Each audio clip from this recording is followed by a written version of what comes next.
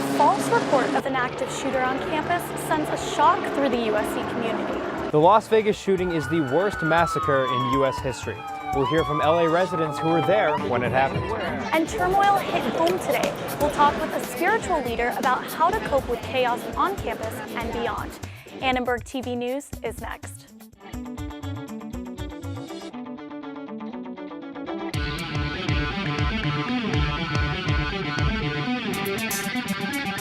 Live from USC, you're watching Annenberg TV News.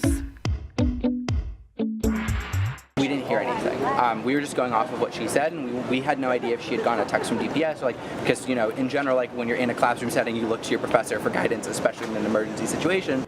Students say their professor was in tears before she told them to report gunshots on campus. And a gunman in Las Vegas killed 59 people and injured more than 500 others in the deadliest mass shooting in U.S. history.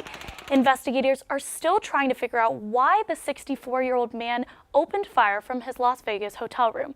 I'm Sophia Bosk. And I'm Dan Toomey. The tragedy hit home here on campus when a distraught USC professor told students she knew 4 people at the scene of the Vegas shooting. Our Rebecca Patterson has more on who that professor is. But first, Annenberg Media's Brittany Hope is live at Fertitta Hall with more on why the professor was taken into custody.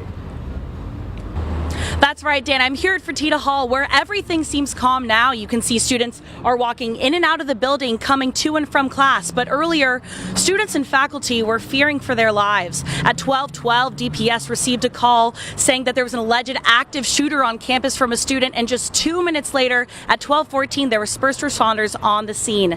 Then later at 12:23, students received an alert from Trojan Alert saying to shelter in place and that there was a danger to the USC community. Now, word of this active shooter began with professor and USC alum Amy Granado. Students say she was visibly upset this morning walking into class, telling students that there was an active shooter on campus and telling them to call DPS.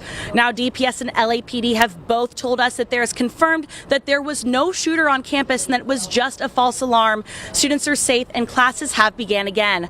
Our Addison Stafford has more on today's terrifying events. Around 12:30 p.m., DPS issued an alert to all USC students to take shelter after reports of gunshots in Fertitta Hall. It all started in Fertitta 328, where students say their professor told them there was an active shooter on campus. Our teacher was crying, and kind of out of nowhere, she told everyone to get to the corner of the room and to stack all the chairs and desks by the door, and for somebody in the class to call DPS. Rawlings said that Professor Amy Granados got on the phone with DPS and told them she heard gunshots. I never heard any shots, so I wasn't all that worried, but a lot of people in class were freaking out. Rawlings said that Granados claimed to have had friends at the scene of last night's mass shooting in Las Vegas, and she was visibly shaken. Students were too. I called my dad, and I was close to crying. At one point, Rawlings says Granados crawled under the barricade of tables at the door and started screaming for help in the hallway. About 20 minutes later, LAPD officers escorted the students in 328 outside. Meanwhile, other students in Fertitta panicked. People were literally falling over each other and trampling and just booking it out the door. It was crazy. All of us just kind of froze. We didn't know what to do. People were panicking, texting their parents. DPS Assistant Chief David Carlisle says it was important for students to shelter in place. Shut the door, turn off the lights, silence your cell phone, secure the door if you can, pile up furniture, and as a last resort, if there were a shooter, then you fight for your life. Classes were postponed during the shelter in place, and after a search, DPS and LAPD determined there was no active shooter and no shots fired. LAPD took Granados into custody. DPS says she was visibly distressed. Reporting for Annenberg Media, I'm Addie Stafford.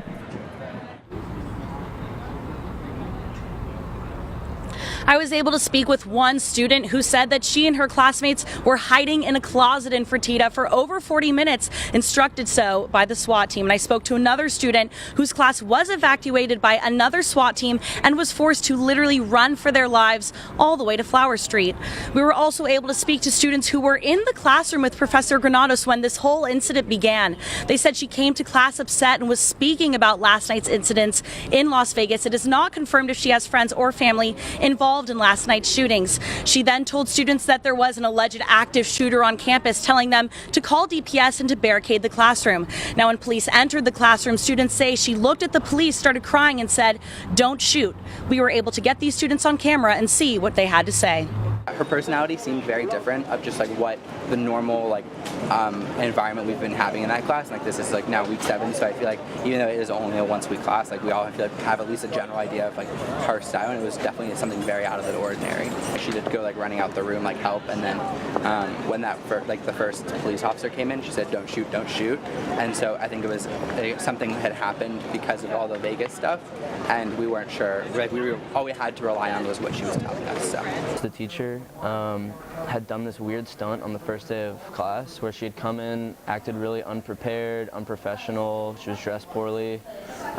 She left the room, comes back like 2 minutes later, like in like professional attire, like completely ready for class, and she's like makes a point about first impressions and stuff like that. But this whole time we were like, is this another one of her weird stunts?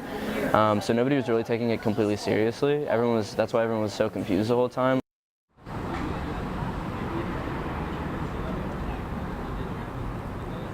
I was able to speak with Assistant GPS Chief David Carlisle, who said that the university was ironically already planning to do a drill much like today's in December, and he says that the school will still be doing that same drill. He also said that students and faculty acted exactly as they were supposed to, bolting the doors with their belts, hiding in closets, turning the sound off on their phone, and complying with DPS orders.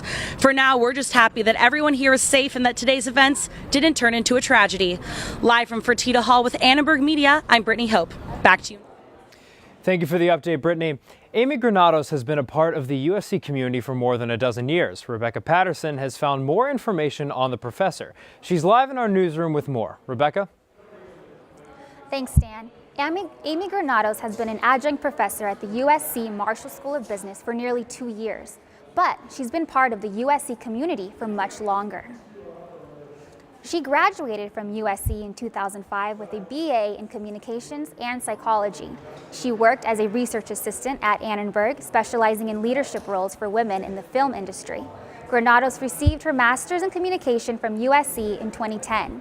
She's now an adjunct professor of management and communication at Marshall. Hi everyone, I hope you enjoyed and survived Subarctic. You were obviously in the Experiential Learning Center this week.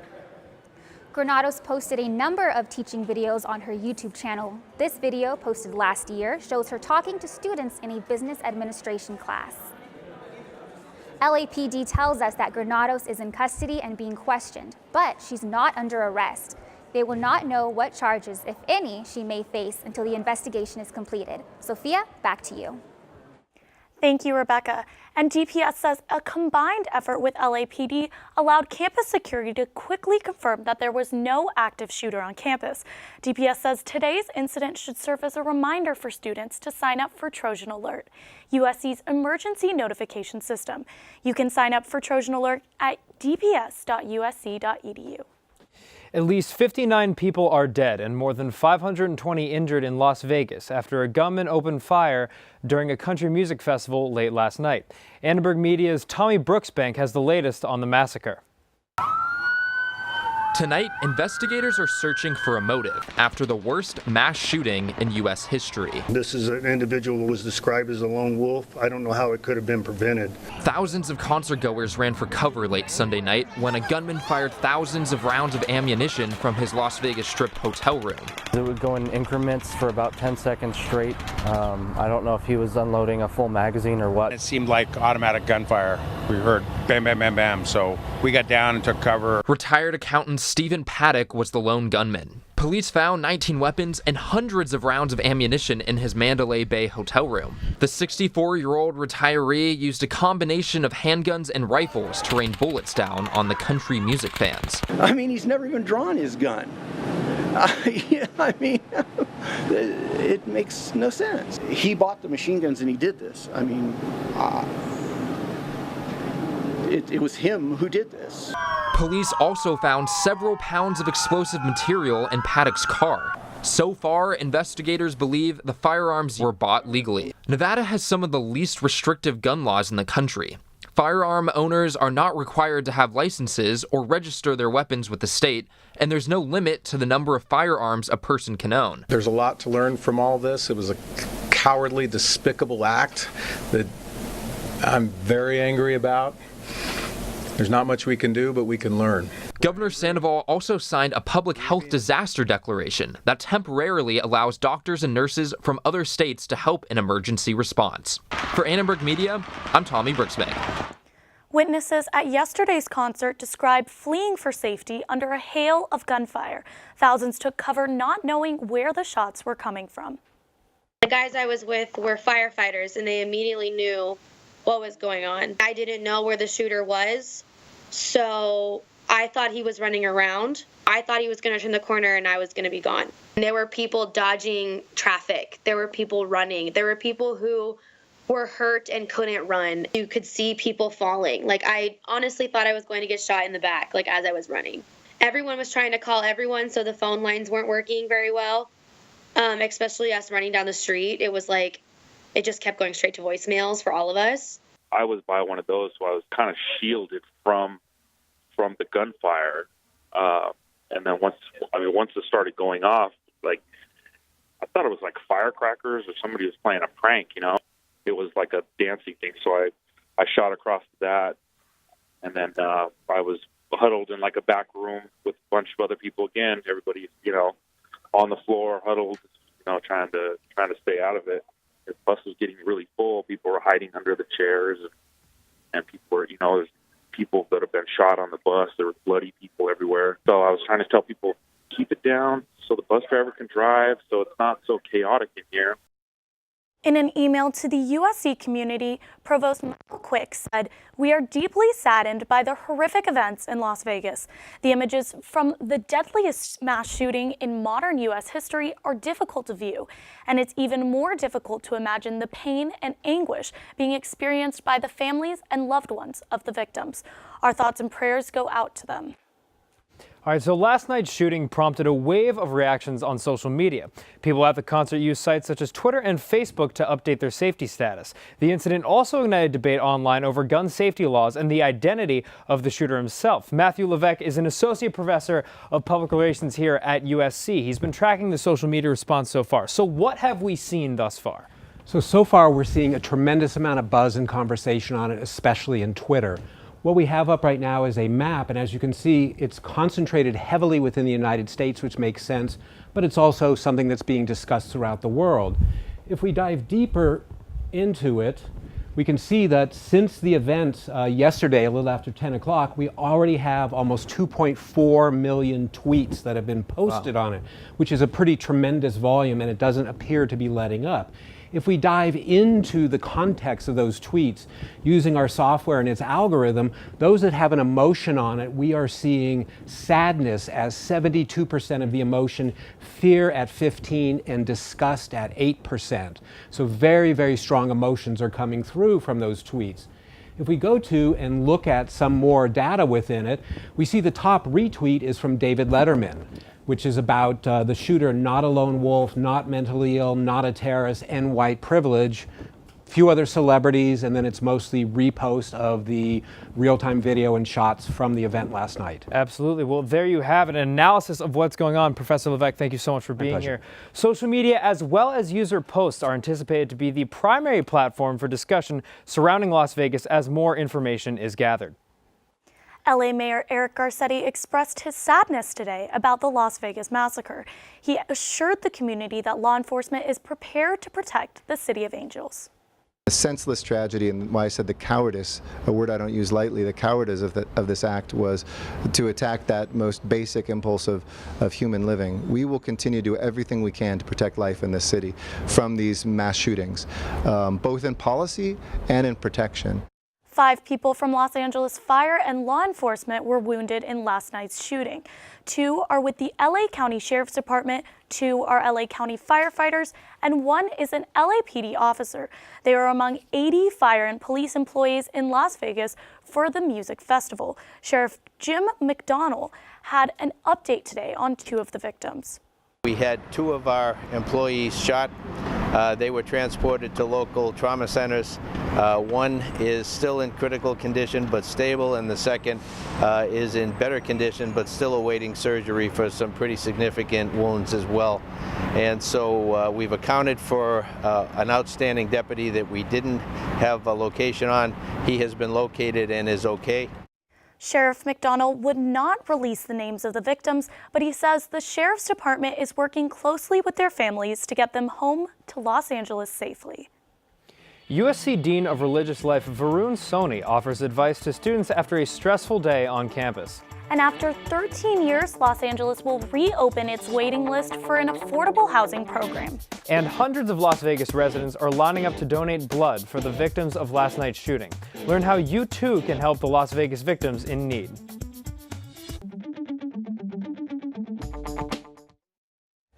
The mass shooting in Las Vegas and the false alarm on campus have left many students on edge. We talked with Dean of Religious Life Varun Soni about what students can do in the aftermath of a crisis.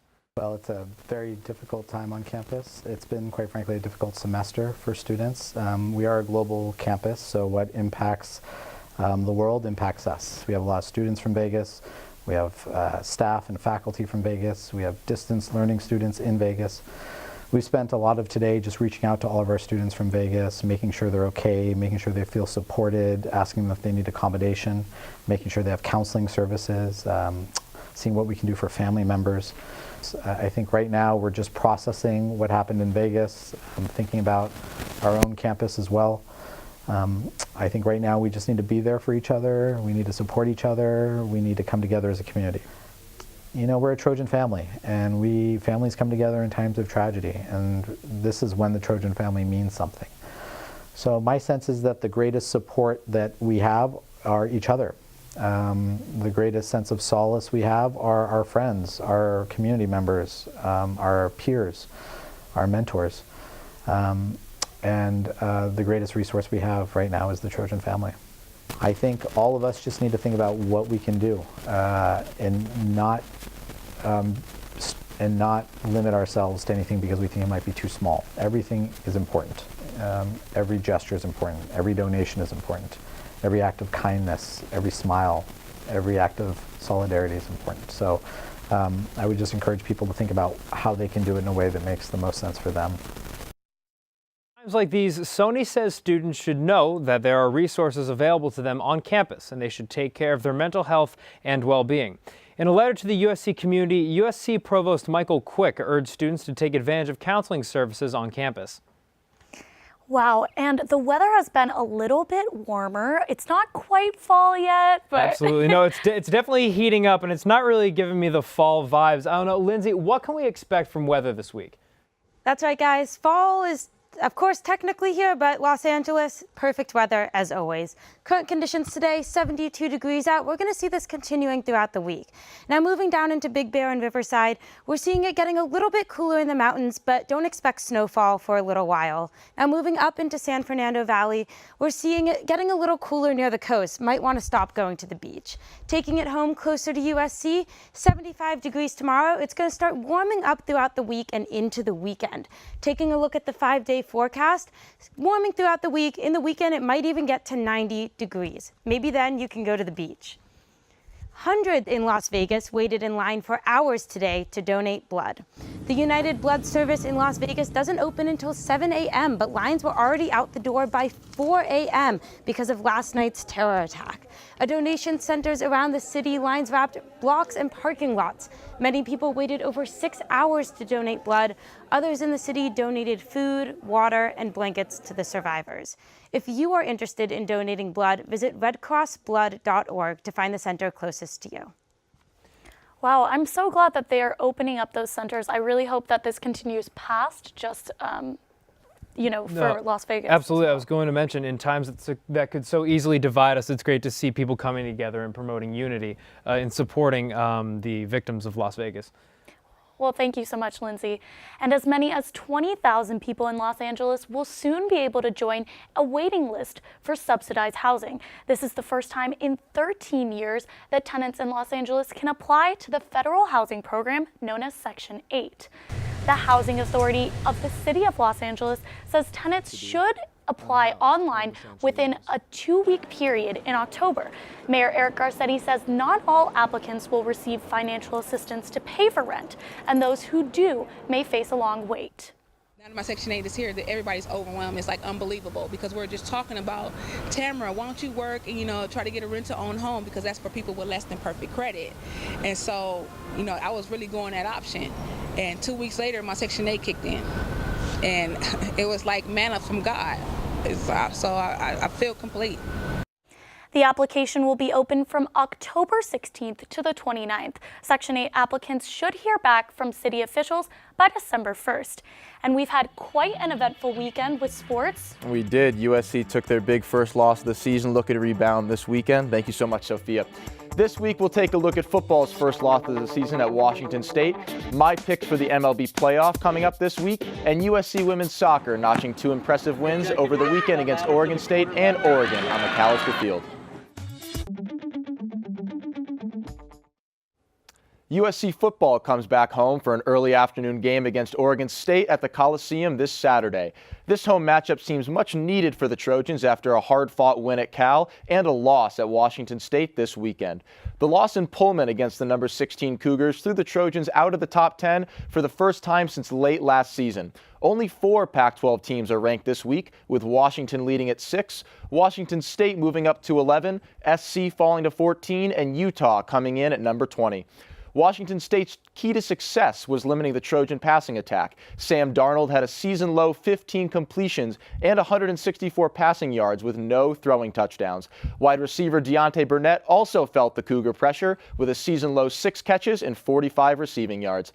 With a tough 5-game stretch behind them, the Trojans look to dominate the Oregon State Beavers this Saturday. Women's soccer took on the 2 Pac-12 teams from the state of Oregon this weekend and conquered them both. In what was the most complete game of the Trojan season, they crushed Oregon State to a 4-0 victory. In a lopsided game, USC took 26 shots with 15 on goal and held Oregon State to 2 shots with none on goal. Junior forward and midfielder Leah Pruitt scored 2 goals, and freshman midfielder Savannah DeMello recorded 3 assists. With a come-from-behind win against Oregon on Sunday, the Trojans are confident traveling to Arizona as they take on U of A and ASU this weekend. Now, the Major League Baseball playoffs start with the American League wildcard game tomorrow, and I'm here to make my postseason picks. So far, I like the Astros and the Indians to reach the ALCS, with the Dodgers and the Cubs making the NLCS. I see a Dodgers and Astros World Series with the Astros coming out on top behind shortstop Jose Altuve. Back to you guys at the desk. Thank you so much, Nick. USC Admissions says this year's freshman class is more diverse than ever before, but some campus groups say that this new report is a little misleading. The USC Admissions Office released its 2017 freshman enrollment report. The report shows international student enrollment on the upswing. The university classifies international students as an ethnicity. Most minority group numbers largely remain unchanged from previous years. USC's Black Alumni Association director says measuring diversity success is complicated. Building diverse communities and really solving issues that belong with regard to social justice, you have to take in other things that paint that context. So, my answer, it's a complex answer, but it's a complex thing. USC Dean of Admissions says the university's goal is to increase the number of underrepresented minority students on campus. Thanks for watching Annenberg TV News. For everyone at Annenberg Media, I'm Dan Toomey. And I'm Sophia Boss. You can watch us on the web at uscannenbergmedia.com. Good night.